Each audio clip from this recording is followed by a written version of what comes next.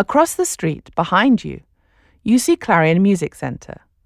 Walk towards it. There's an image of a Chinese drum on its sign. Do you see it?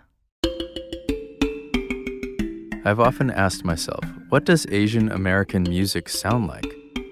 Whenever popular music portrays Asian music, it often presents something like this. But personally, I'm still trying to figure it out. Now keep walking down Sacramento Street until you get to Grant Avenue. It's the next major street. You see, music is often informed by the places the musicians come from. But Asian America is not a place. It's a term that was created by activists in the 1960s to unify disparate groups and give them some sort of political power. It also made it challenging for individual Asian Americans who were trying to carve out their own identity here. Stop at the corner here of Sacramento and Grant Avenue. Look around you at the mixture of architecture and languages, Chinese and English, lanterns and church steeples. Growing up, I often felt like the hyphen in the middle of the term, pulled between two larger cultural identities, Chinese and American, but not really belonging to either. My musical journey has felt similar.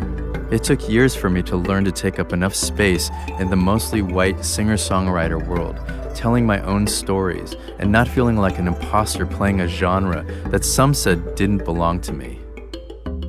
All right, now I want you to cross Sacramento Street. You'll be taking that crosswalk to your right and heading towards a store called Discount Imports. Great, you're now on the other side of Sacramento Street, next to Discount Imports. Start walking up Grant Avenue about 3 shops. You should see a big green sign that says Old Shanghai. Here's what you're going to do. Walk inside and greet the shop attendant. Then head all the way to the back of the store and to the right. You should see a stairway going up. You should see a framed silk image of a building. It's the first building designed in the Chinese beautiful style. Check your phone if you need to see what it looks like. Stop on the stairs and look at this image.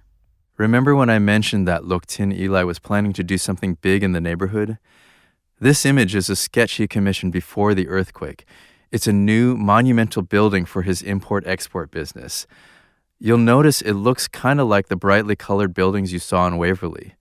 It also has those pagoda-like features you saw on the East-West Bank. But this image was the first of its kind. It wasn't really Chinese architecture. It was created by white architects who were simply tacking on what they thought were Chinese features to standard Western brick buildings. Lok Tin Eli would come to call them veritable fairy palaces, full of treasures from the Orient. Look around this store. The items Lok Tin Eli was selling wouldn't have been so different. One architect who grew up in this neighborhood called the style neither East nor West, but decidedly San Francisco. I can relate to that.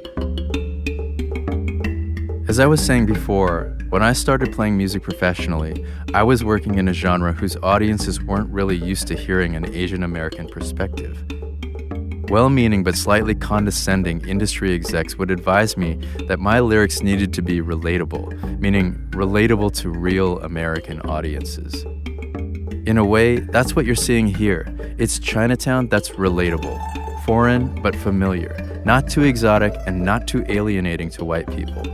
I don't think it's a mistake that a white policeman is centered in the sketch and close to him is a man in Western dress. Lok Tin Eli had always pushed for this style to attract more customers to his import-export business. But after the earthquake, this old plan resurfaced as something much more significant. Let's go see what he ended up building.